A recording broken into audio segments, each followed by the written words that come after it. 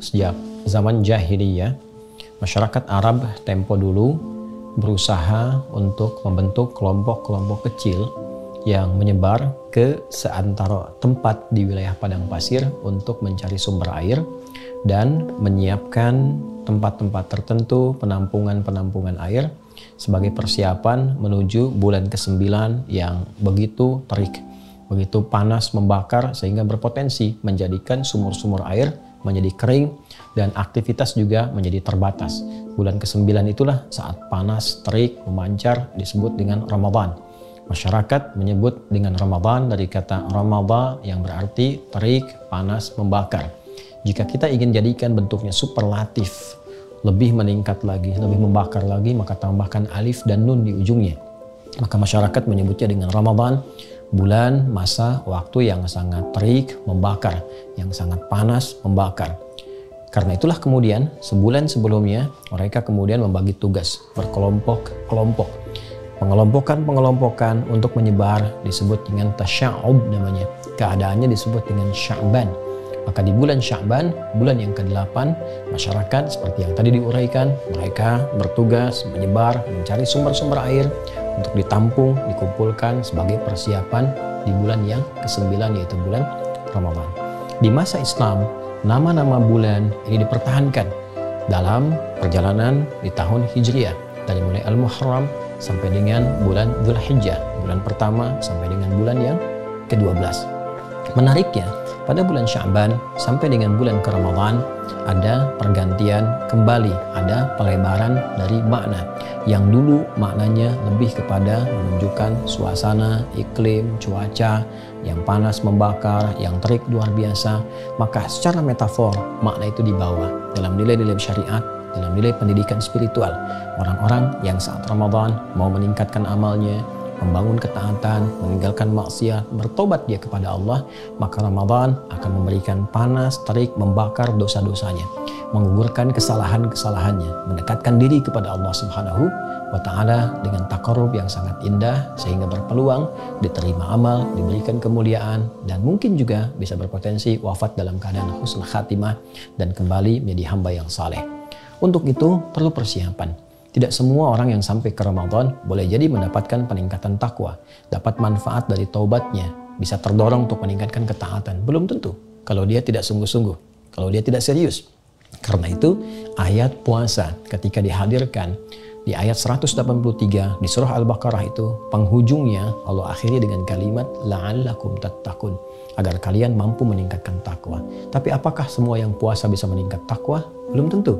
Karena la'allakum dikenal dengan huruf taraji, huruf yang menunjukkan terpenuhinya satu harapan dengan syarat kesungguhan, keseriusan untuk mewujudkannya. Di antara keseriusan itu, maka citranya secara metafor diambil dari bulan sebelumnya, bulan Sya'ban, bulan ke-8. Saat banyak orang di masa pra-Islam mengumpulkan air untuk persiapan bulan ke-9, maka air berikutnya yang kita siapkan menuju Ramadan adalah air-air spiritual. Air-air yang bukan hanya melapangkan dahaga kita, menghilangkan haus, tapi air juga yang bisa menumbuhkan nilai-nilai ketaatan, yang bisa menggemburkan kembali, menyuburkan kembali hati-hati yang kering. Karena itulah banyak ayat dalam Al-Quran yang menyebut tentang air. Kata al-ma yang mewakili air saja setidaknya disebutkan 63 kali dalam Al-Quran. Ada yang menunjukkan turunnya air dari langit berupa hujan. Wa anzalna minas sama'i ma'a. Kami turunkan dengan keagunganku, kata Allah Subhanahu wa Ta'ala, dari langit air, berarti hujan. Khuliqa min ma'in dafiq. Ada yang kedua menunjuk kepada asal mula manusia yang tercipta juga dari air yang terpancar. Pun demikian, sumber kehidupan pun juga pusatnya bermula dari air. Sumbernya sangat sekali terpusat kepada air. Wa ja'alna minal ma'i kulla syai'in hayyin. Kami jadikan dari segala yang hidup itu sangat bergantung kepada air. Demikian kata Al-Quran. Karena itulah kemudian ada juga metafor-metafor yang mengkiaskan, menganalogikan turunnya air dari langit yang bermanfaat, menggemburkan, menyemburkan tanah-tanah yang kering, hadir tanaman, hadir buah-buahan, bisa dikonsumsi. Pun demikian, wahyu seperti air yang turun dari langit disampaikan pada Rasulullah, diberikan risalahnya kepada kita untuk menyemburkan kembali hati-hati yang kering, sehingga muncul kemudian bunga-bunga amal saleh, buah-buah kebaikan yang menggerakkan pohon-pohon ranting-ranting tubuh kita, dari tangan berbuat baik, lisan berkata yang baik, sampai ke ujung kaki. Dan persiapan semua itu mesti diperbaiki, dicari sebelum ke Ramadan sejak bulan Sya'ban. Seperti orang dulu banyak mencari air, maka seharusnya yang terjadi orang sekarang banyak mencari air-air spiritual supaya menjadi kebiasaan saat sampai di bulan Ramadan yang berpotensi menggugurkan dosa, membakar semua kesalahan-kesalahan. Kalau tidak dimulai dari Sya'ban, tidak mudah untuk menjalani Ramadan. Karena itu, mari manfaatkan bulan Sya'ban ini, dan telah masuk kita di awalnya, untuk mengumpulkan banyak air spiritual, berlatih ibadah, meningkatkan ketaatan, sehingga nanti mampu terbiasa saat masuk bulan Ramadan. Cara yang terbaik, seperti pernah diajarkan Nabi, tersambung riwayatnya kepada Sayyidah Aisyah radhiyallahu taala anha, kepada Ummu Salamah radhiyallahu taala anha, dan sahabat-sahabat Nabi yang lain.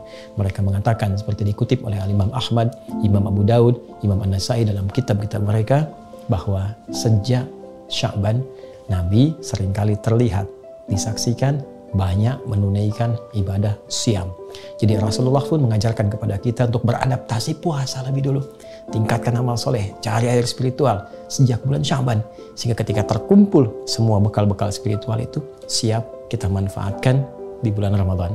Siap digunakan untuk bulan Ramadan. Nabi SAW bahkan pernah disebutkan menunaikan puasa di Sya'ban seutuhnya, sepenuhnya, full.